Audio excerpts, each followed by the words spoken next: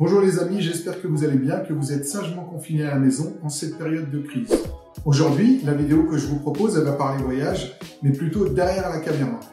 À savoir, tout le matériel que j'utilise pour au final vous proposer les vidéos que vous pouvez trouver sur ma page. Avant de commencer, sachez une chose. Tout le matériel que vous voyez sur la table, c'est mon matériel à moi perso. En aucun cas, il a été prêté par une marque pour la promouvoir. Si j'utilise telle ou telle marque, c'est juste parce que je trouve qu'elle correspond à mes besoins et mes attentes. Et aussi, on va pas se mentir, parce que niveau finance, ça rentre dans mon budget. Rassurez-vous, c'est pas parce que vous n'avez pas acheté la dernière action cam, le dernier drone, le dernier stabilisateur que vous pourrez pas faire de belles vidéos. Comme je dis, l'essentiel, c'est ce que vous en faites. À part pour le drone, tout le matériel qui est sur la table peut être remplacé par un seul appareil. Vous l'aurez compris, le téléphone portable. Quel que soit le modèle, la marque que vous utilisez, rassurez-vous, vous pourrez faire de très belles vidéos. J'ai vu beaucoup de personnes filmer toutes leurs vacances juste avec un téléphone portable. Un accessoire que j'utilise moi, mais si vous n'en avez pas, c'est pas dramatique, hein, vous n'en avez pas forcément besoin, c'est un dictaphone. Avec ce dictaphone, il est petit, il est léger, il est compact, ça me permet de garder en mémoire tout ce que j'ai besoin de faire. Pour mettre en image mes vidéos, bien entendu, j'utilise une caméra. Alors, il y a différents modèles, je vous les présenterai par la suite, mais sous différentes formes. Alors, la première, ce sont ces petites caméras. On appelle ça des action cam, des caméras d'action. D'accord? Différents modèles. Voilà, moi, j'utilise deux modèles particulièrement. Quand on a une caméra d'action, l'idéal pour faire des belles prises vidéo, d'autres points de vue et autres, c'est d'avoir les accessoires qui vont avec. Pour moi, les accessoires qu'il faut avoir, c'est une ventouse, on y reviendra plus tard, une perche télescopique, une poignée flottante et un trépied. Pour les accessoires, vous n'êtes pas forcément obligé de prendre ceux de la marque, ceux du fabricant. Parce que généralement, ceux du fabricant, ils sont chers, effectivement, ils sont qualitatifs, ils sont de bonne qualité, mais parfois, si on veut tout acheter, tout avoir, ça chiffre vite. Et on a vite fait de casser la tirelire. Moi, je préconise cette ventouse-là. Si vous voulez, en commentaire, demandez-moi et puis je vous donnerai la marque et la référence. Pourquoi je recommande cette ventouse-là? Parce que c'est vraiment une ventouse de qualité. Si vous faites du scooter des mers et autres, je sais que ça tient très bien. Je sais que ce modèle-là, je peux lui faire confiance les yeux fermés. Ensuite, j'utilise également une perche télescopique. Différents modèles, différentes tailles, bien entendu. Alors voilà, on tourne la poignée. Elle n'est pas très grande, mais c'est largement suffisant. Pour faire des selfies, c'est largement suffisant. Pour, si jamais vous devez filmer un spectacle et qu'il y a des gens devant vous, de la foule, c'est largement suffisant en tendant le bras. Voilà. Le gros avantage de celle-ci, c'est qu'elle est toute en aluminium. Et donc, on peut aller avec dans l'eau. Pour aller dans l'eau, justement, je vous conseille cette poignée flottante. Elle est toute simple, elle est basique. On branche la caméra dessus, on raccorde plutôt la caméra dessus, et puis on va dans l'eau. Ça peut paraître être un achat superflu, cette poignée flottante, mais je vous conseille vivement de la prendre. Petite anecdote, cet été, j'étais en train de faire ma perche télescopique, ma caméra d'action, et j'avais pas d'action. Je vous laisse imaginer le bras, la caméra est tombée dans l'eau, j'ai appris le temps d'essayer de récupérer le temps. Si j'avais eu ce petit accessoire, c'est bon, pas, et ben j'aurais économisé ma perche télescopique, la caméra d'action, parce que c'était une sortie déficit, la caméra d'action plus la carte SD qui est à l'intérieur, plus la perche télescopique. Voilà, sortie déficit, comme je dis. Un accessoire que je préconise aussi dans la famille des perches et autres, c'est ce trépied.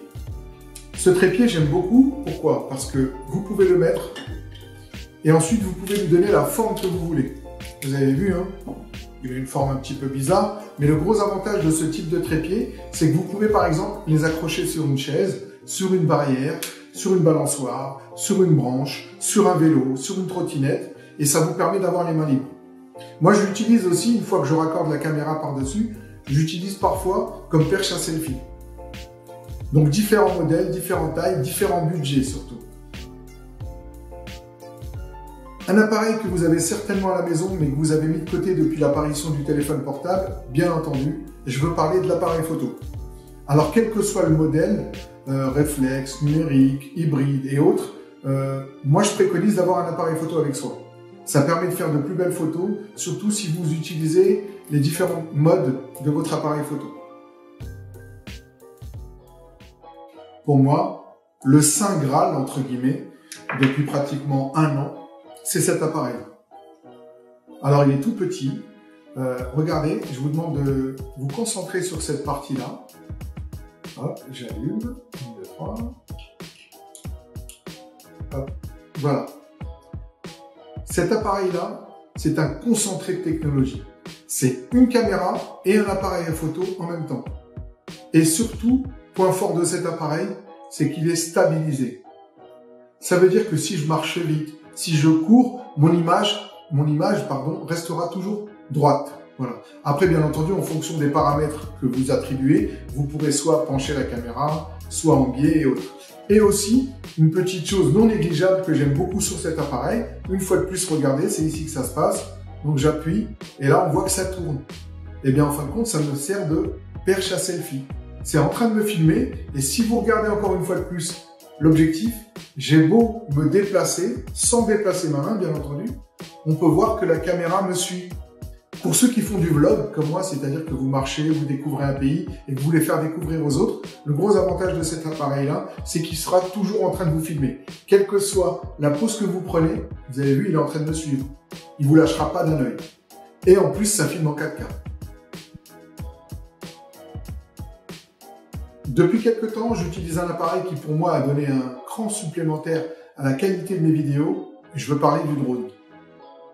Voilà. Alors moi, j'utilise ce modèle-là. Donc là, il n'est pas déployé.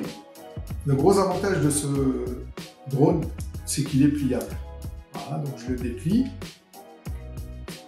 Il a une caméra et là, on peut voir, hein, vous avez vu l'objectif de la caméra, il est stabilisé. Ce qui fait que c'est comme un peu cet appareil-là. D'ailleurs, c'est le même fabricant. Ça vous fait des vidéos nickel, un petit peu, comme on dit souvent, cinématiques, comme dans les films. Voilà, pour faire simple. Alors les drones, hein, il existe différents modèles, différents prix. Moi, c'est le modèle que j'utilise. Voilà, il est léger, il est tout simple, il rentre dans un sac, il n'y a pas de problème. Bien entendu, pour transporter ce matériel, il va vous falloir un sac. Alors, je ne vais pas vous orienter, vous dire il faut prendre tel ou tel sac. Regardez dans votre garde-robe, si je peux me permettre, vous aurez forcément le sac qui convient. Un critère important aussi pour moi quand j'achète du matériel, c'est que ce même matériel doit être rechargeable sans électricité. Par exemple, si je prends cet appareil photo, si je prends ce stabilisateur, si je prends ces différentes caméras d'action, hormis tous les avantages techniques qu'elles proposent, le gros avantage, c'est qu'elles peuvent se recharger juste avec des batteries externes. C'est pour ça que j'ai toujours avec moi 2 jeux de batteries externes, une batterie solaire et puis une autre batterie que je recharge à l'hôtel. Avec ce modèle-là, par exemple, on peut charger facilement 4 appareils. Donc ça permet d'avoir de la marge tout au long de votre journée. Des disques durs externes, moi particulièrement, j'utilise du SSD. Pourquoi? Parce que c'est beaucoup plus léger et c'est beaucoup plus rapide surtout. Alors il y a différents modèles. Voilà, si vous êtes intéressé, encore une fois, posez-moi la question et je vous renseignerai. Voilà mes amis, j'espère que cette petite vidéo vous a plu, qu'elle vous aura montré surtout qu'il n'y a pas besoin d'avoir du matériel professionnel ou beaucoup de matériel pour pouvoir faire de belles vidéos quand on est en vacances. Le tout est d'avoir de l'imagination. Alors si je peux me permettre une dernière chose avant de vous laisser, pour pouvoir profiter au mieux de votre confinement et vous évader, si vous aviez l'intention d'aller en Asie, je vous propose de regarder la chaîne de Monsieur Puss. C'est un expatrié français qui vit au Vietnam, mais aussi la team Deglingo. C'est une famille expatriée française qui vit en Malaisie, où ils font de très belles vidéos. Surtout si vous aviez l'intention de vous rendre aussi bien au Vietnam qu'en Malaisie, je vous invite et je vous recommande fortement ces chaînes.